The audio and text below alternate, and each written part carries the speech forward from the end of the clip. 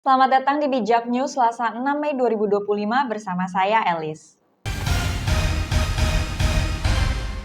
Informasi pertama, pengamat politik Agi Beta menyatakan bahwa Undang-Undang BUMN Nomor 1 Tahun 2025 yang telah berlaku sejak Februari menimbulkan kekhawatiran serius, khususnya terkait pemangkasan kewenangan Komisi Pemberantasan Korupsi atau KPK. Ternyata undang-undang tersebut menyatakan KPK tidak lagi memiliki wewenang untuk menangani korupsi yang melibatkan direksi, komisaris, hingga Dewan Pengawas BUMN dan anak perusahaannya seperti Danantara, karena mereka dianggap bukan penyelenggara negara, ujarnya pada Selasa 6 Mei. Ia juga menyebutkan meskipun bukan pejabat negara dalam pengertian legislatif, eksekutif, atau yudikatif, mereka mengelola uang negara dan menjalankan tugas negara di berbagai sektor vital yang mana juga menjadi bagian dari pengelolaan aset dan uang negara. Ketentuan ini membuka celah bagi suburnya praktik korupsi di lingkungan BUMN. Apalagi banyak mega korupsi selama ini justru berasal dari BUMN yang ada. Terkait hal ini, dosen hukum Rega Felix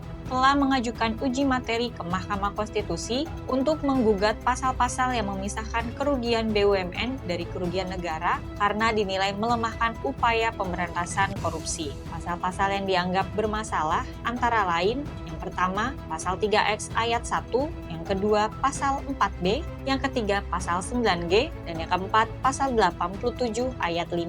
Agi Beta juga menekankan bahwa selama ini berbagai kasus besar seperti korupsi di Pertamina, Timah, Asabri, Jiwasraya, hingga Garuda Indonesia, semuanya merupakan BUMN dengan kerugian mencapai ratusan triliun rupiah. Jika Mahkamah Konstitusi menolak uji materi ini, maka akan menjadi kemunduran besar bagi pemberantasan korupsi, tegasnya Agi. Ia juga mempertanyakan apakah Presiden terpilih Prabowo benar-benar memahami situasi ini atau justru informasi soal pelemahan KPK sengaja tidak disampaikan kepadanya. Ia menilai publik perlu terus mengawal isu ini agar tidak tenggelam begitu saja di tengah dinamika politik dan media sosial. Informasi kesehatan, memasuki musim hujan, masyarakat diminta waspada karena risiko penyakit meningkat. Jaga kebersihan, pakai masker, dan terapkan pola hidup sehat pada Senin 5 Mei. Informasi hukum, Jonathan Frizzy ditangkap terkait kasus vape Etomidat dan dia juga mengatur distribusi via grup WhatsApp. Ia dijerat pasal berlapis dan terancam hingga 12 tahun penjara pada Senin 5 Mei. Informasi nasional, anggota DPR RI fraksi PKB, Gus Alam, wafat pada Selasa 6